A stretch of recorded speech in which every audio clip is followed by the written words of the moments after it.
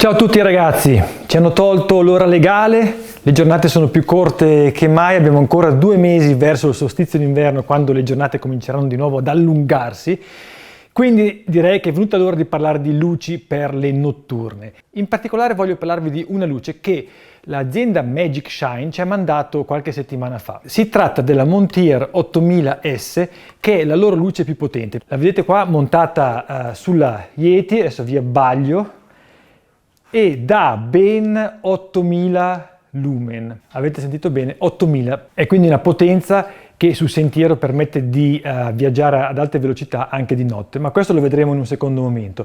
Prima voglio dirvi che questa Montier ha 5 LED che si possono scegliere cliccando sull'unico tasto presente sulla testa della luce. Cioè possiamo viaggiare con 3 LED, 2 o 5 e ciascuno di questi 3 livelli ha a sua volta 4 sottolivelli più quella luce flash che avete visto prima, intermittente, che serve in caso di emergenza o se uno è su una strada e vuole farsi vedere. Gli 8000 lumen sono la potenza massima, invece quella minima, che è data dai solo 2 LED inferiori, quelli che si trovano qui sotto, nel loro livello più basso è di 400.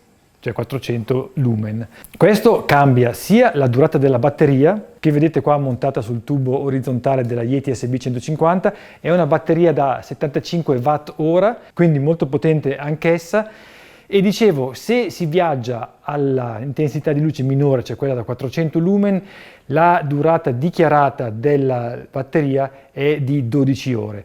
Quella minima, cioè quando si viaggia con 8000 lumen, è di 1 ora e mezza, dichiarata. Questi valori sono da prendere con le pinze perché la durata di una batteria dipenderà dalla temperatura esterna e da quanto è nuova, cioè da quanti cicli di ricarica sono già stati fatti. Il montaggio di questa Montier è molto semplice perché utilizza lo stesso aggancio del Garmin. Infatti vedete che io l'ho montato su questo attacco serie sterzo che avevo acquistato qualche tempo fa.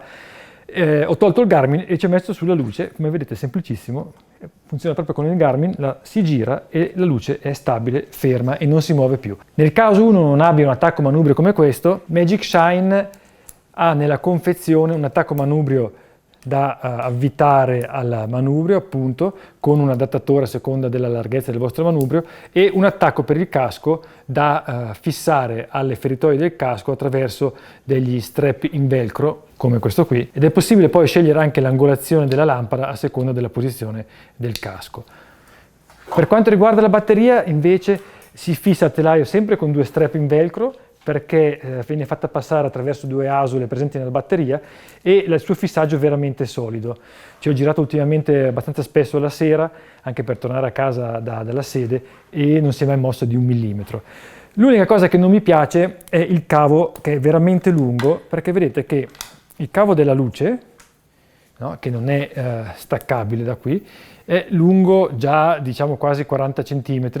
Quindi se uno monta la batteria sul tubo orizzontale come ho fatto io, si trova a dover fare una specie di salame per evitare che il cavo poi venga ad intralciare, perché anche questo cavo non è accorciabile. Il cavo della batteria può essere staccato, ma l'attacco non è uguale a quello della prolunga.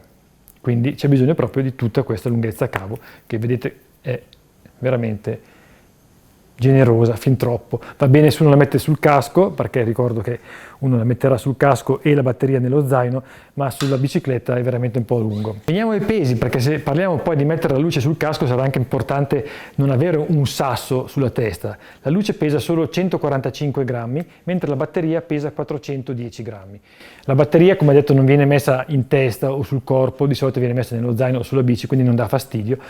Invece il peso della luce è in linea con quello della concorrenza. Ragazzi, sono pronto ad uscire. Ho più luce di un faro oceanico perché ho messo lì la Magic Shine, qua ho una lupine Vilma, non rimane che partire. Speriamo solo di aver caricato anche la batteria dell'e-bike. La cosa bella della nostra sede è che si fanno 200 metri di strada e poi siamo subito nel bosco che dovrò attraversare per arrivare a casa.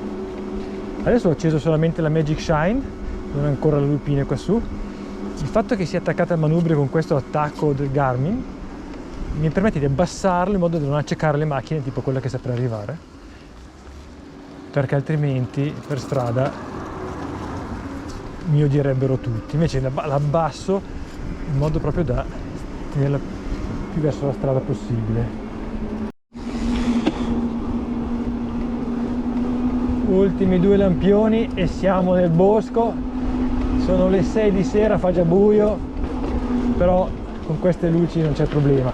La luce sul casco ha il suo perché quando si va sui sentieri, quindi la testa gira prima del manubrio per vedere dove si va. Quindi personalmente ne uso sempre 2. Questi sono 2 LED su 5 accesi nella loro configurazione più debole, quindi 400 lumen. Secondo livello, terzo, quarto. Adesso andiamo sui 3 LED.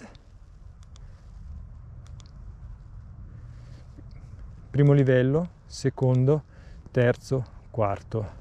Adesso andiamo sui 5, primo livello, secondo, terzo, quarto.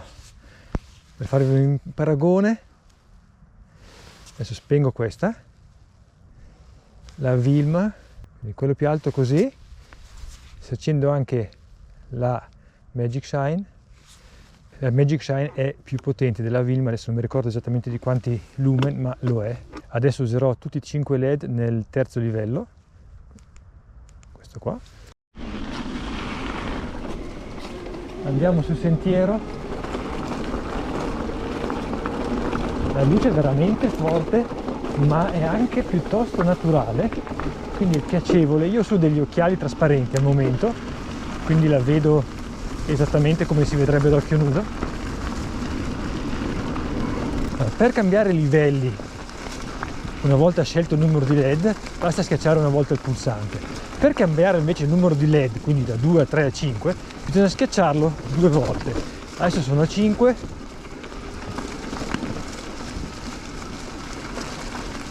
adesso sono a 2, a 3 e a 5. Quindi in salita sceglierò 2 e posso anche abbassarlo. Certo che essendo sequenziale mi tocca sempre passare per quel flash che dà abbastanza fastidio e purtroppo non c'è modo per cambiare questo setting. Adesso qua sono al terzo, se voglio tornare a quello più basso mi tocca passare per questo delirio qua e andare qui.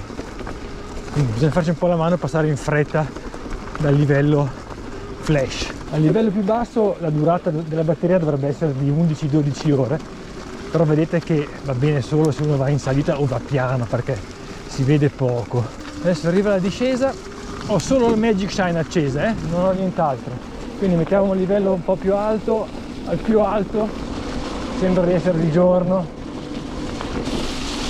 è veramente uno spettacolo, anche perché ai lati la luce non si perde molto, è ben centrata sulla strada. Adesso sto andando a 30 all'ora e sembra quasi essere di giorno, si vede tutto praticamente. Certo, la durata della batteria così è di 1 ora e mezza, quindi la cosa migliore è usarla solo in discesa. Infatti adesso che non sono più in discesa torno sui 2 LED. Vedete che adesso il bottone qua è diventato rosso, questo significa che la batteria è sotto il 20%, cosa abbastanza strana perché era completamente carica. Un po' difficile riuscire a cambiare ovviamente i livelli dei LED perché bisogna schiacciare 2 volte e se uno è in giro su un terreno accidentato come questo qui non è facile capire di avere fatto 2 clic. Comunque o anche sui guanti spessi uno quando si fa un po' la mano non dovrebbe avere problemi. Adesso andiamo sul sentiero col livello più potente, 8000 lumen, e non ho la lupina accesa, quindi non ho la luce sul casco. Con l'e-bike si va come una scheggia, ma con questa luce non c'è veramente problema. Anche l'attacco manubrio è bello stabile perché vedete che la luce non si muove, malgrado le botte qua. Adesso ne arriveranno ancora di più sul tappeto di radici. Questo è un sentiero che è cambiato molto per via delle piogge che non faccio da un po'.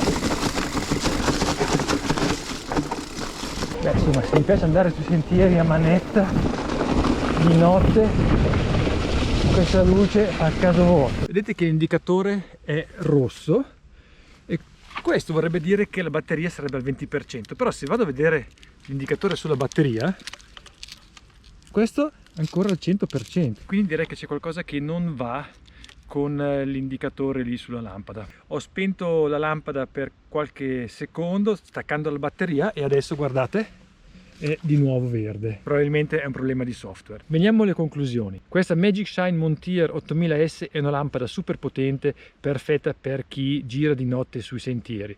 Avete visto che si vede come di giorno, la luce è molto calda, naturale e non viene dispersa ai lati, quindi viene indirizzata proprio dove serve.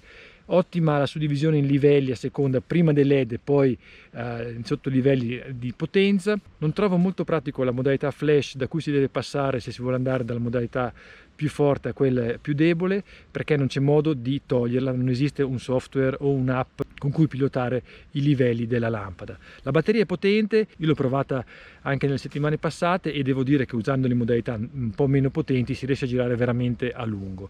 I dettagli sono ben curati, a parte il cavo che è troppo lungo se si assicura la batteria sul telaio, invece va bene se si mette nello zaino. Ha senso comprare questa lampada se si gira su sentieri tecnici, quindi in montagna, altrimenti Magic Shine ha anche altre lampade a catalogo che costano anche di meno. Questa costa sui 400 euro, ma vi rimando il link qui sotto per tutti i dettagli.